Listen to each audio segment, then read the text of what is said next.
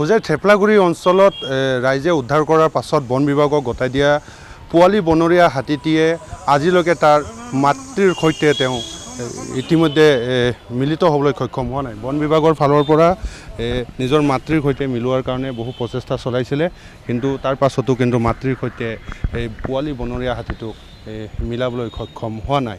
আৰু আমি কালিৰ দিনতো আমি যেতিয়া বাতৰি পৰিৱেশন কৰিছিলোঁ সেই সময়তো আমি উল্লেখ কৰিছিলোঁ যে বনৰীয়া হাতী পোৱালিটোৰ খাদ্যৰ অভাৱত কিছু অসুস্থ হৈ পৰিছিলে, দুৰ্বল হৈ পৰিছিলে।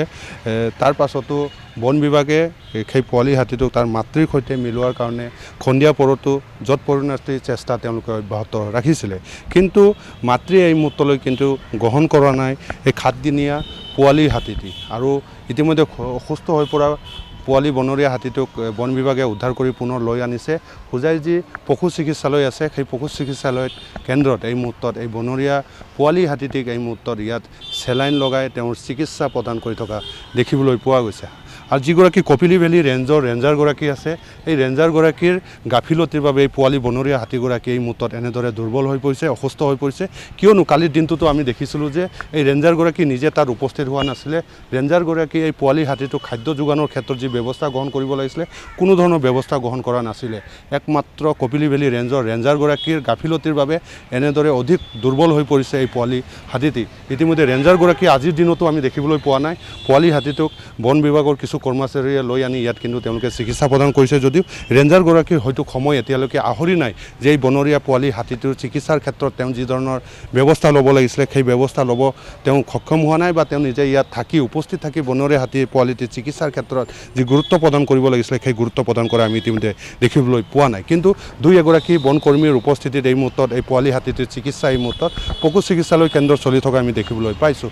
চেলাইন লগোৱা হৈছে, চেলাইন লগোৱাৰ পিছত কিমান সুস্থ হৈ উঠে বনৰীয়া পোৱালি হাতীটি সেয়া পৰৱৰ্তী সময়ত লক্ষণীয় হ'ব। দুৰ্বল হৈ থকা পোৱালি হাতীটো কিমান পুনৰ সবল হৈ উঠে সেয়া পৰৱৰ্তী সময়ত লক্ষণীয় হ'ব। আমি পৰিৱেশ দেখুৱাই আছোঁ একমাত্ৰ নিউজ 18 অসম নৰ্থ ইষ্টৰ ডিজিটেল পেজত। যোৱাকালিৰ পৰা দিক বিদিক হেৰুৱাইছে মাতৃৰ সৈতে বিচ্ছিন্ন হোৱাৰ পাছত এই পোৱালি হাতীটি।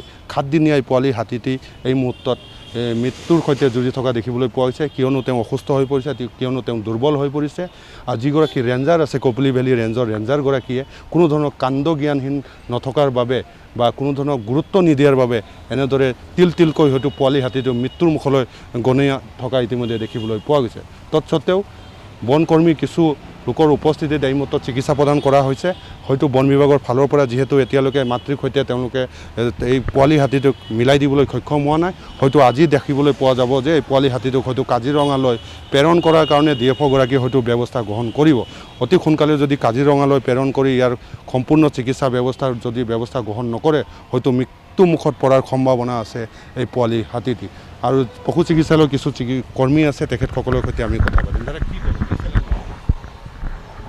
এইটো NS লগাই হৈছে, মানে ভাল হৈ যাব লাগে, ইমান এটা দুৰ্বল দেখা নাই।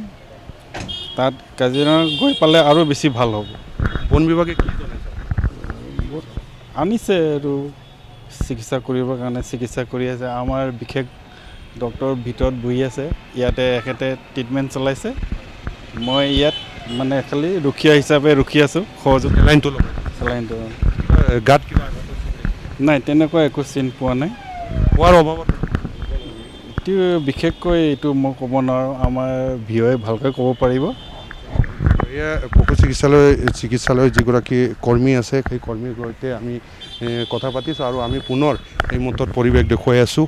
এয়াই হৈছে সেই পোৱালি হাতীটি বিগত 2টা দিন ধৰি মাতৃৰ পৰা বিচ্ছিন্ন হোৱাৰ পাছত দিক বিদিক হেৰুৱাইছিলে, আৰু এতিয়ালৈকে কিন্তু বন বিভাগে সেই মাতৃৰ সৈতে কিন্তু মিলন কৰি দিবলৈ সক্ষম হোৱা নাই। বহুত চেষ্টা কৰাৰ পাছতো কিন্তু মাতৃৰ সৈতে মিলন হোৱা নাই বনৰীয়া পোৱালি হাতীটি।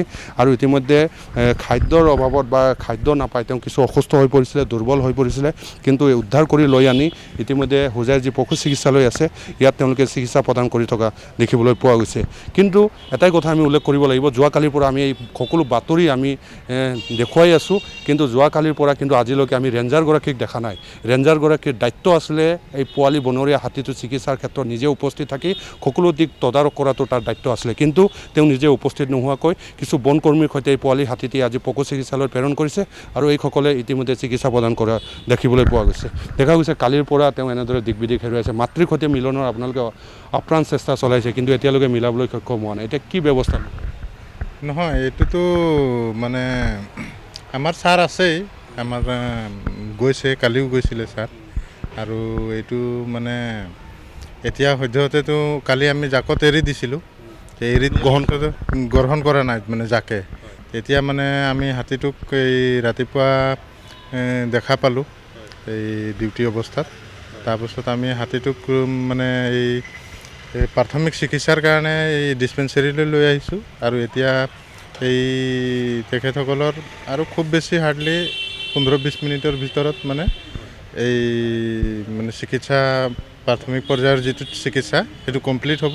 আৰু ইয়াৰ পিছতে আমি হাতীটোক লৈ মানে ৰেস্কিউ চেণ্টাৰ এই কাজিৰঙালৈ লৈ যাব। হয় হয়, আপোনালোকে নিজে লৈ গৈ থৈ আহিব? হয় হয়।